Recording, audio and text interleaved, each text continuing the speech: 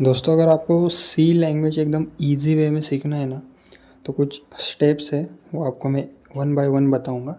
उसको बस आप फॉलो करना।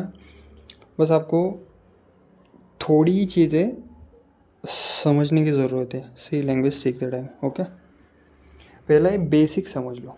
ठीक है, मतलब कि सी का स्ट्रक्चर कैसा है वो आपको समझने की ज़रूरत है। ठीक है, पहले क्या आएगा, हैश इंक्लूड, उसके बाद स्टूडियो एच, मेन।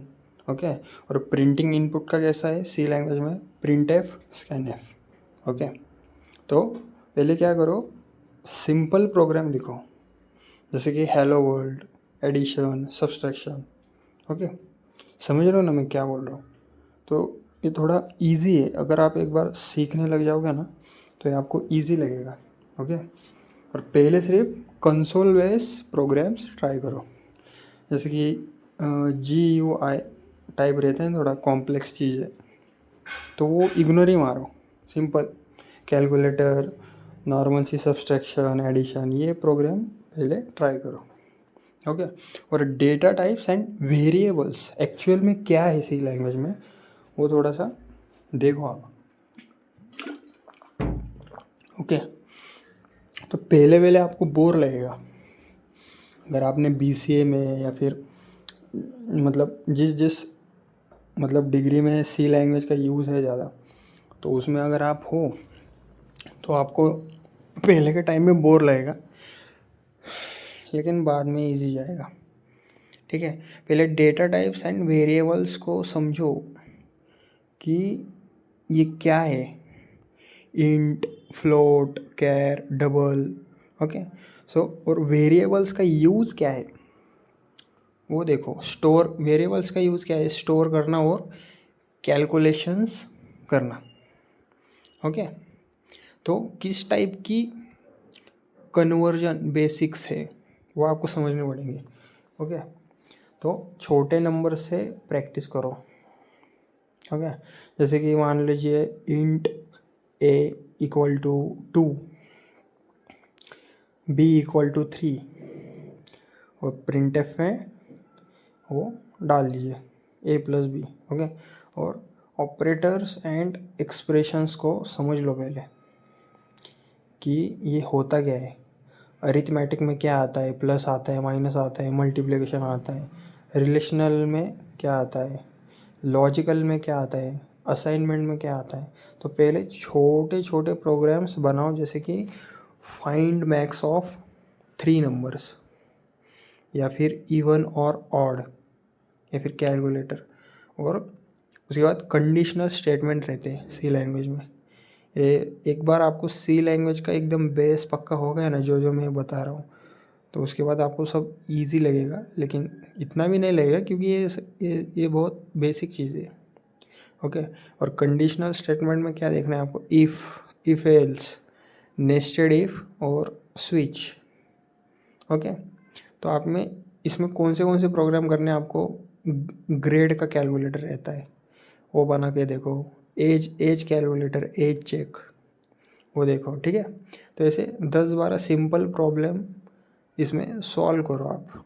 ये आपको कहीं पर भी मिल जाएगा सर्च करने के बाद। ठीक है, बस कंसोल से है ना आउटपुट का फोकस चेक करते रहना। ठीक है, और उसके बाद है लूप्स, ये बहुत इम्पोर्टेंट है, फॉर, वाइल, डू वाइल।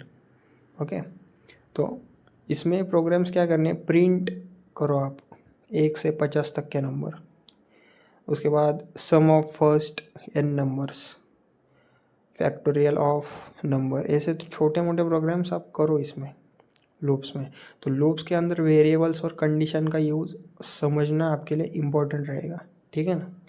और उसके बाद आते हैं फंक्शंस, मतलब कि function declaration, definition, call, return types, parameters. Okay, तो सिंपल कैलकुलेटर इसमें आप बनाओ फंक्शन का यूज़ करके। ओके, सो फंक्शन से क्या होता है, कोड ऑर्गेनाइज और रीयूजेबल हो जाता है, इसलिए इसमें प्रैक्टिस करना बहुत ज़रूरी है। ठीक है ना।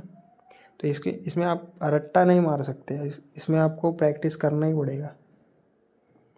ठीक है, प्रैक्टिस और रट्टा अलग अलग चीज़ें, लगता सेम है लेकिन अलग अलग है। उसके बाद है array and strings.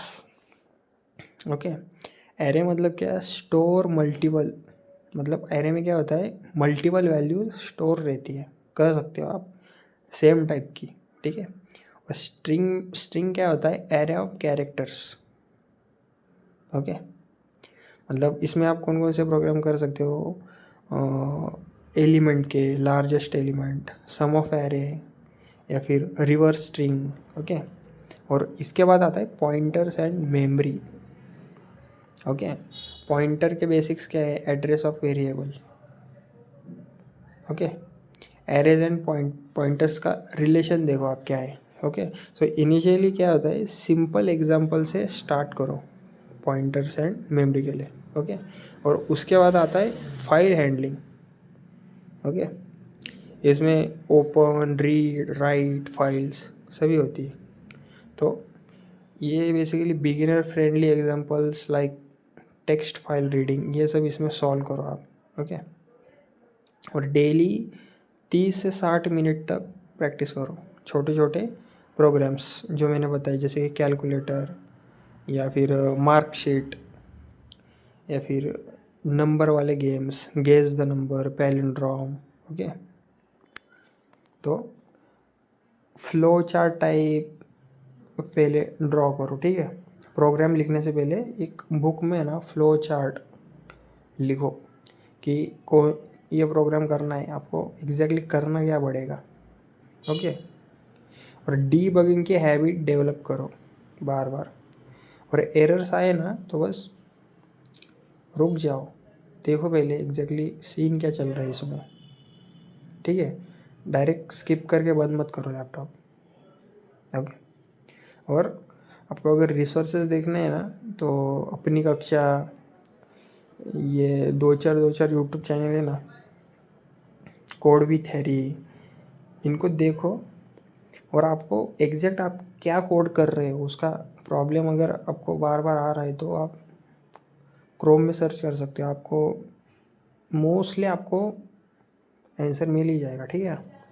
Tutorials point, C programming, ये एक दो वेबसाइट है, geeks for geek, C language है उसमें, और यूट्यूब में तो भरा पड़ा है सब कुछ। ओके, तो नोटबुक भी बनाओ आप, एक नोट्स बनाओ, उसमें फॉर्मूलाज लिखो, सिंटैक्स एग्जैक्टली क्या है वो याद करो। ओके, तो इस तरह से आप एकदम अच्छे से सी लैंग्वेज को आसानी से सीख पाओगे, बेसिक से ऐसे ही स्टार्ट कर पाओगे आप।